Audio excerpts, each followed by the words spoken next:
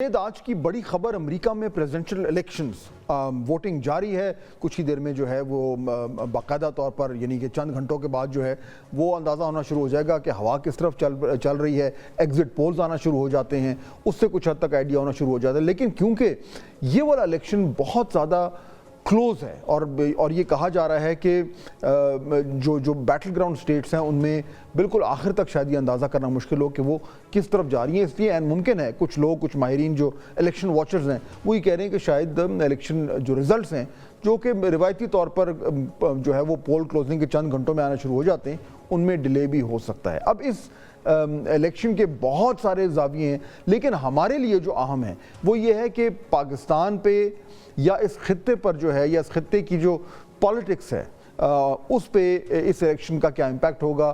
اگر کاملا ہیرس صدر بنتی ہیں تو کیا وہ بائیڈن کی جو پالیسیز ہیں انہی کو ایک طریقے سے اس کا تسلسل ہوگا, اور اگر ڈونلڈ ٹرمپ یہ الیکشن جیت جاتے ہیں تو ان کا جو رویہ ہے اس خطے کی طرف کیسا ہوگا. اور خصوصاً کیا پاکستان جس کے حوالے سے عام ایک تاثر یہ ہے کہ امریکن انٹرسٹ کچھ حد تک کم ہو گیا ہے, کیا وہ انٹرسٹ کسی بھی طریقے سے ریوائیو ہو سکتا ہے.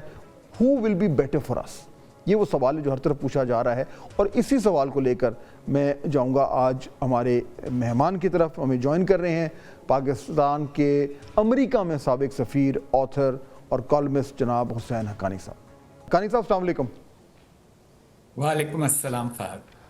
یہ بتائیں کہ سب کہ obviously there are so many dimensions to یہ الیکشن جو ہونے جا رہا ہے, لیکن اگر ہم اس کو تھوڑا سا اپنے پرزم سے دیکھیں تو ایک کنزرویٹو اسیسمنٹ آتی ہے, وہ یہ ہے کہ اگر کاملا ہیرس جیتی ہیں تو جو ڈیموکریٹس کی یا جو بائیڈن ایڈمنسٹریشن کی جو پالیسی تھی اس سے بہت زیادہ ہمیں ڈپارچر شاید نظر نہ آئے, مور آف دا سیم ہو.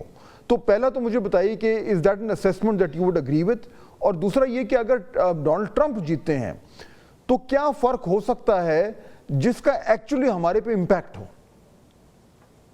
سب سے اہم بات تو یہ سمجھنے والی ہے کہ ڈونلڈ ٹرمپ انپریڈکٹیبل ہیں, اور کچھ کور ایشوز ہیں جن کے اوپر ان کے خیالات سب کو معلوم ہیں. مثلاً ایک ان کا جو امریکہ فرسٹزم ہے, اس کا مطلب یہ ہے کہ وہ دوسرے ملکوں سے درآمدات جو ہیں اور امریکہ میں برآمدات کو کم کریں گے, امپورٹس کو کم کریں گے, ان کے اوپر ٹیرف لگائیں گے, یوکرین کی امداد کرنا بند کریں گے, اسرائیل کی حمایت بڑھائیں گے.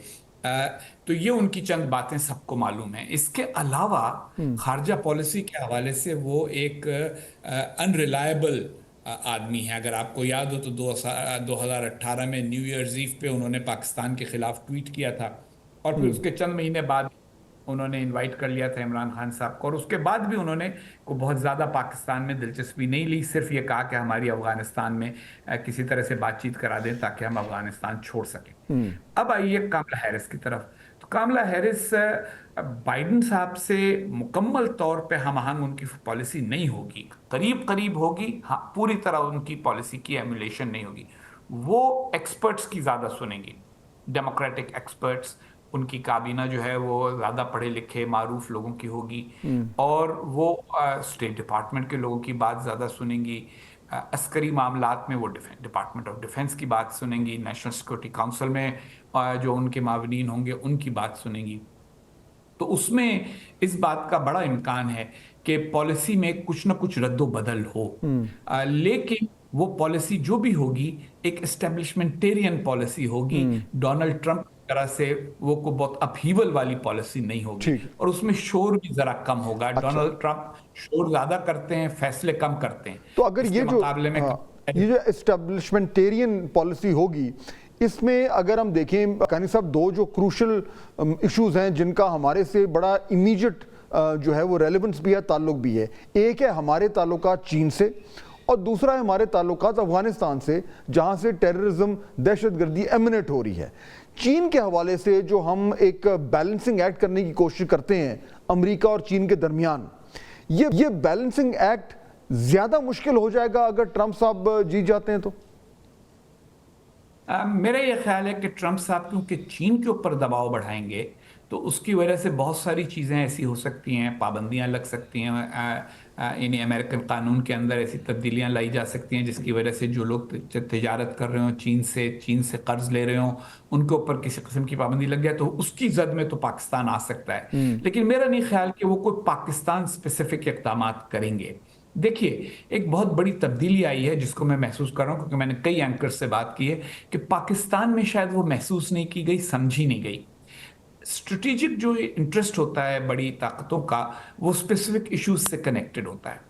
تو کولڈ وار اگر آپ دیکھیں تو سوویت یونین کی کنٹینمنٹ تھی، اب اس کے لیے انہوں نے اپنی ٹیکنالوجی دیکھا کہ ہمیں کہاں کہاں سے ہم آپریٹ کر سکتے ہیں، سوویت یونین کے اوپر ہمارے جاسوسی طیارے کہاں سے اڑ کے جا سکتے ہیں، ان کو پاکستان اہم لگا، انہوں نے ہم سے بیسز مانگ لی، ہم نے دے دی، لیکن اس کے بعد ان کو بیسز کی ضرورت نہیں رہی کیونکہ سیٹلائٹ آ گئے۔ اسی طریقے کے ساتھ جب افغانستان میں وہ گئے تو ان کو سپلائی کے لیے ہمارے راستوں کی ضرورت تھی کہ کراچی کی پورٹ پر سامان ہے، وہاں سے جائے افغانستان ان کی سپاہ کے لیے۔ اچھا اب وہ ضرورتیں ختم ہو چکی ہیں، تو سوال یہ ہے کہ اب پاکستان کی کیا اسٹریٹجک اہمیت ہے ان کے لیے۔ ڈونلڈ ٹرمپ ایک ٹرانزیکشنل آدمی ہے، اگر تو کسی چیز کے لیے ان کو پاکستان کی ضرورت پڑی تو وہ پوری طرح سے پاکستان کی قیادت کو خوش کر کے اپنا وہ مقصد حاصل کرنے کی کوشش کریں گے۔ حسین حقانی صاحب بہت شکریہ ہمیں جوائن کرنے کا۔ ناظرین آپ گفتگو رہے تھے، بہت ہی امپورٹنٹ اور اہم ترین جو ہے وہ یہ الیکشن ہے جس کا رزلٹ جو ہے، جس کا جو آؤٹ کم ہے وہ بہت جلد جو ہے وہ ہمارے سامنے ہوگا۔